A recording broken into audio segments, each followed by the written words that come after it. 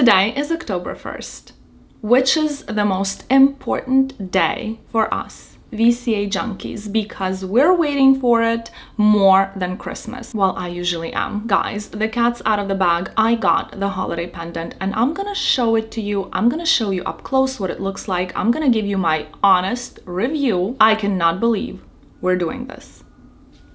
Let's go. Hi guys, this is Sabila Miraj, your fine designer, jewelry expert and consultant. You can schedule a phone or FaceTime consultation with me here and I will answer all of your fine designer jewelry related questions. Today, I opened the boutique at 10 a.m. Like a freak, I walked in when the door unlocked. Yaying, my essay, I highly recommend her. I cannot recommend her enough. She is the best. If you want to shop at the South Coast Plaza, you only need to request Yaying and tell her you're from me because she's gonna treat you a little special because she knows everybody from my channel is a little cuckoo, but in the best way possible. We love what we love and we are high maintenance, we're demanding. That's right, and she is a girl's girl. She's got you. She had a private room ready for us with some coffee, with lots of treats. We literally ate everything. It was our breakfast. We were there at 10, so I had to leave home at 8:20 a.m. I had to see it for myself because from what I saw online, pink mother of pearl doesn't translate. It looks purplish. All of them look kind of between purple and gray mother of pearl with a little bit of pink in it. It's not really pink. And I read reviews that people were complaining that it's never pink, that it's actually not pink, like pink porcelain, for example. So Yaying, my dear essay, said that she already has the pendant for me on hold. It's assigned to me and she chose the mother of pearl for me. So they're not allowed to show you more than one piece at a time unless something is wrong with it.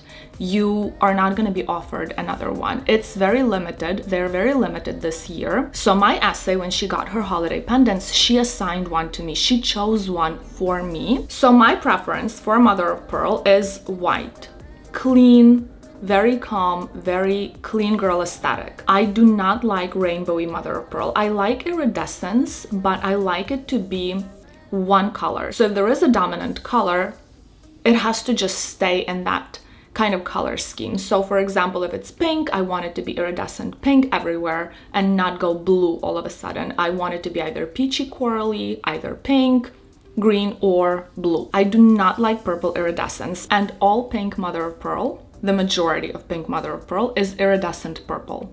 So I knew this year's holiday pendant wasn't for me. It wasn't neutral enough. You know how I am. I am very wise with my decisions now. So she brings me the pendant she chose for me and I was blown away. The colors, nothing was standing out, nothing was screaming. It was very calm, like she said, and it didn't have any rainbowy hues in it. So I looked at it up close and I saw a lot of tiny waves in the surface, so optical illusion of waves. And I prefer one big wave, one extreme wave, rather than lots of little ones. And I didn't even know that was my preference. I discovered that about myself when I saw the pearl. So everything was very surface level. All of those little bumps were surface level. Of course, it's flat, it's polished flat, but it's an optical illusion. So I didn't like that. It looked very dreamy. It looked like the ocean. It looked beautiful and calming and relaxing, but I just wanted something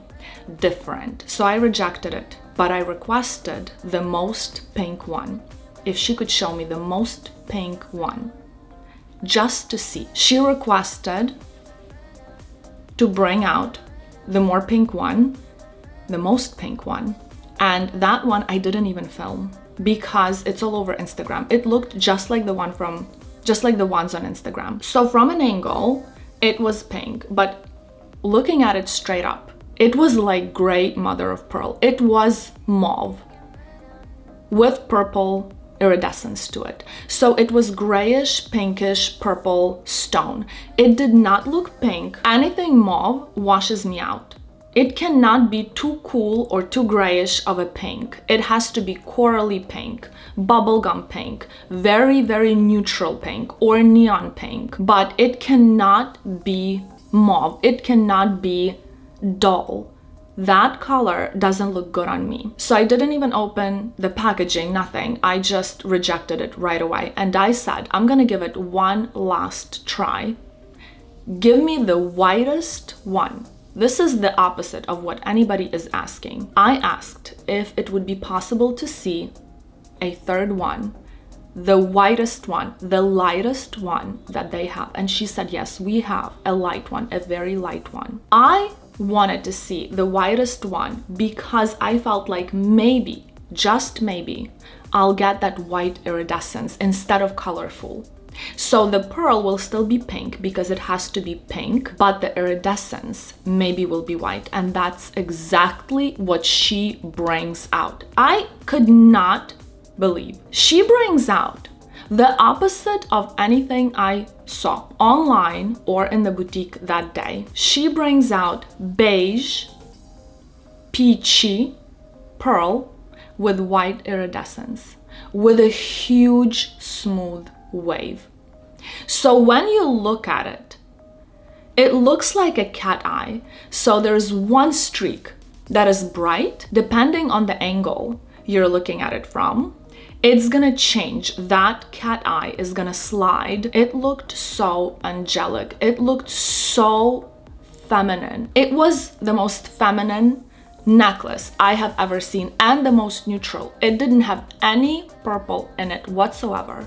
And the iridescence in it is white. So then I'm thinking, well, if I get it, will I wear it? Is it going to be something that I will gravitate towards, knowing that I already have my everyday pendant? I have my diamond pave vintage Alhambra pendant. I can shower in it, I can sleep in it, I can spray perfume on it if I want to. So I felt like I have room for one more that is high maintenance, especially because I just let go of the white guilloche set. I sold the pendant and then I sold the bracelet after. Also, my final sale is going to be in the description down below. The Perlée earrings in Malachite, guys. The Malachite is out of this world. Do not miss those earrings. You're going to regret not getting them. I am discounting them by like 1,000. I only decided to keep my 3 motif Malachite earrings in magic size. At the end of this video, I'm going to tell you guys why I am the way I am. I'm gonna share a story with you. I never told anyone, not even my closest friends, know this story. And it's a little sad, but it's pretty much a window into my soul. What made me this extreme jewelry junkie? You will understand and you hopefully will be able to relate, and leave your comments down below what you think. So I got it, but I'm not gonna try it on. I don't know whether I'm gonna wear it. I don't know. I want to know what you say. I want to know what you think. It is not worth it. If you're asking me, my clients come to me and they ask me what should be my very first Van Cleef piece, and without any hesitation, I tell them it has to be in the hammered gold style. That's it.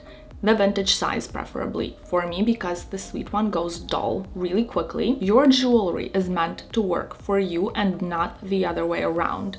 Do not get high maintenance jewelry like malachite or mother of pearl or gray mother of pearl when you're just dipping your toes into fine designer jewelry. I don't know whether I'm gonna wear it. I don't. But it is so neutral that when you see it, you won't believe that this is pink mother of pearl.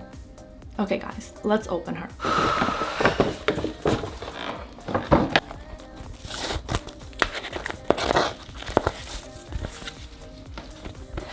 You get the bigger box for your holiday pendant, of course.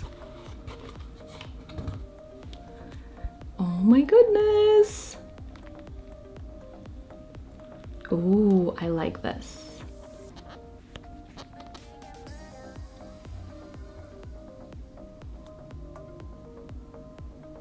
Let me get her out for you.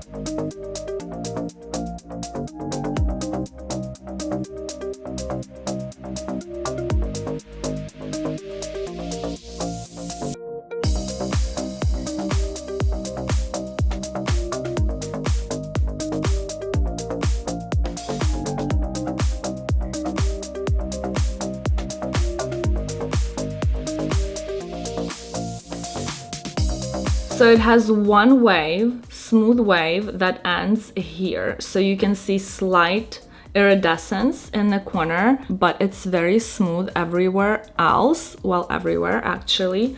So when you wear it, you will see just this optical illusion of it being, it looks very translucent and juicy. I don't know how to explain it, but it looks like it's filled with water. It's very juicy looking because of that little wave.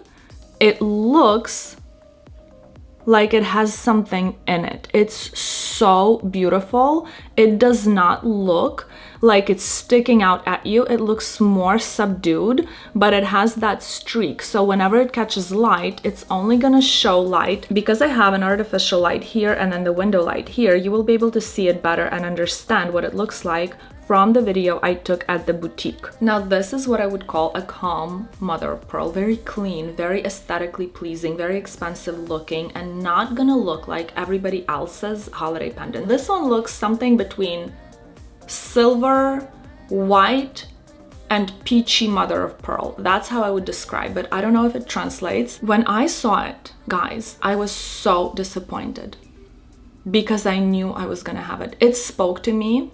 Sometimes you connect with a piece, and I could not stand the other two. Like Yaying did great, she knows me, but those little waves threw me off and I had to reject them. I had to reject them, and you know, they had to go to somebody else because by 10:15, 10:20, the boutique was packed. On a Wednesday, it's crazy, but people really wanted to see it. But there were also a lot of rejections because I know from people that I talked to, my clients, they rejected without seeing them even. So now I'm gonna tell you, I'm gonna share this story with you. Now here's the story. My dad's sister passed away several years ago. It was a huge devastation for our family. So her husband is my godfather. And when I was turning 10, before I turned 10, she promised to get me a tiny little gold chain. And I was so ecstatic. The closer it was to my birthday, I could not contain my excitement, and my mom could see it. And my mom is a covert narcissist, so she hated the fact that I was so happy, and she wanted to dim my light. So she said, I'm not gonna let her gift it to you. It is too much. It's too extravagant. I'm gonna talk to her. You can forget about the gift. Needless to say, I was heartbroken. I never had anything nice. I never had any jewelry, obviously not silver, not gold, nothing. I was raised to believe that we were extremely poor, even though we were doing okay. We were totally okay. We were middle class, but I didn't know that. Every time something was purchased for me, I was the only child. I was right away guilt-tripped and emotionally blackmailed. I was punished every time I grew out of something had to be purchased for me. And every time I heard the story about shoes from garbage. Apparently my mom, she was raised in a village. They were not doing very well. And her father, my grandfather, found some shoes in the trash and gave it to her. And she was so happy. And every time she bought me a pen, I heard the shoes from garbage story. Instead of being happy that she could provide for me more than her parents could for her, she was envious of the fact that I had something that she didn't have. She never emotionally developed, she never matured emotionally, and she was acting like a kid. So she was always in competition with me. And I learned at a very early age to never ask for anything. Like, I knew I cannot ask for absolutely anything. So when I was 18, I moved to the US all by myself. I worked at KFC. I was just trying to run away and just live my life. And I was such a good kid and such a good student. I did everything that was expected of me, and I was still punished every time I needed a basic necessity purchase. So this is connected to the story. So I was heartbroken. So I decided to call my aunt at work. So I called her and I said, hey, my mom said that she was going to talk to you and you were not going to gift me the little chain that you promised, but I was looking forward to getting it. I was so excited and I'm really hoping that you could still bring it. And she said, of course I will. You have my word. I promised it to you. Don't worry about your mom. Of course, I'm bringing it for you for your 10th birthday. It's a big deal. Not for my parents, of course, but for her it was. So she got me the chain. And I was ecstatic. I remember that day so much, so well. It's like in my memory, and I really love my aunt, and I think my mom was a little bit jealous of that. So she was trying to put a stop to that. So then several years go by, and my mom buys me this medallion that is a sunflower seed size with a little Virgin Mary and Jesus. They were very abstractly imprinted on the little medallion because it was very small, but I had a full necklace and I really loved it. Then I really fell in love with one perfume that my friend was wearing. I loved it so much. It was like $6, but I knew never to ask for money. And I really wanted the perfume. I was a kid. I was like 14 or 15. And I wanted some fashion jewelry, some like little butterflies, whatever, some stupid stuff. So I decided to offer to sell the chain and the pendant and get whatever I wanted instead. So I went to my mom with the offer, and because the chain was from my aunt, she of course wanted me to get rid of it. She didn't want me to have something like a family heirloom from somebody else, something that I really loved and cherished. She knew I was gonna regret this in the future, let's just say that. I feel like she did know. But without any hesitation, without even allowing me to think about it, asking me to think about it, she brought me to the shop, like gold shop, and I sold the chain and I sold the medallion, and I got just that little perfume and a little butterfly necklace, like a plasticky necklace, and that was it, because the chain was so small. It was such a small amount of gold that whatever I got was just nothing. It wasn't worth it. And up until today, I cannot forgive my mom, and I cannot forgive myself for letting that piece go, especially because my aunt passed away.